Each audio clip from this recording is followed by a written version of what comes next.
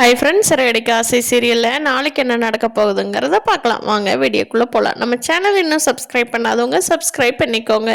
மீனா அவங்க அம்மா வீட்டில் அவங்க அம்மாட்ட உண்மை சொல்லியிருப்பாங்களோங்கிறத ரோஹிணி எப்படியெல்லாம் திட்டம் போட்டு தெரிஞ்சுக்கிட்டாங்க பார்த்தீங்களா? இதே இவங்க சந்திச்சதை விஜயா கூப்பிட்டு கேட்குறப்போ ரோஹிணி இதையும் சொல்லிக்கிறாங்க.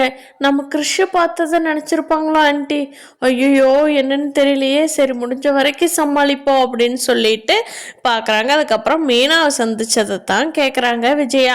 அதை தெரிஞ்சுக்கிட்ட ரோஹிணி, அத்தை அது ஒன்றும் இல்லைங்க அத்தை, அந்த வழியாக மீனாவும் வந்தாங்க, அப்படியே வாங்க டீ குடிக்கலாம், ஏன் அங்கே போயிட்டீங்கன்னு சொல்லி பேசிகிட்டு இருந்தேன் அப்படின்னு சொல்லி ரோஹிணி விஜயா கிட்ட பதில் சொல்கிறாங்க. அப்போ வீட்டுக்குள்ளே வந்து ஸ்ருதி இருந்துக்கிட்டு, இப்படிப்பட்ட ஆள் இல்லையே ரோஹிணி, என்னமோ மீனாவுக்கு ரோஹிணிக்கு இருக்குது, நம்ம இதை முத்துக்கிட்ட சொல்லி இதை கண்டிப்பாக கண்டுபிடிக்க சொல்லணும் அப்படின்னு சொல்லி ரவி கிட்ட ஸ்ருதியும் ரவியும் பேசிட்டு இருக்காங்க.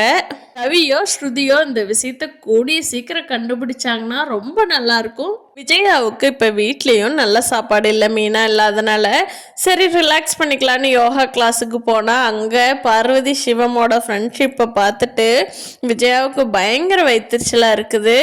மீனாவுக்கு எங்கே போனாலும் நிம்மதி இல்லைச்ச அப்படின்ட்டு புலம்பிட்டு இருக்காங்க. மீனாவோட தம்பிக்கும் சிந்தாமணியோட பொண்ணுக்கும் கண்டிப்பாக ஃப்ரெண்ட்ஷிப் லவ்ல தான் போய் முடிய போகுது. அன்னைக்கு சிந்தாமணியோட ரியாக்ஷன் எப்படி இருக்குதுங்கிறது பார்க்கறக்கு எல்லாருமே ஆர்வமாக தான் இருக்காங்க. முத்து வீட்டில் இருக்கிற எல்லாத்தையுமே கூப்பிட்றாங்க மலை கிளம்புறதுக்காக.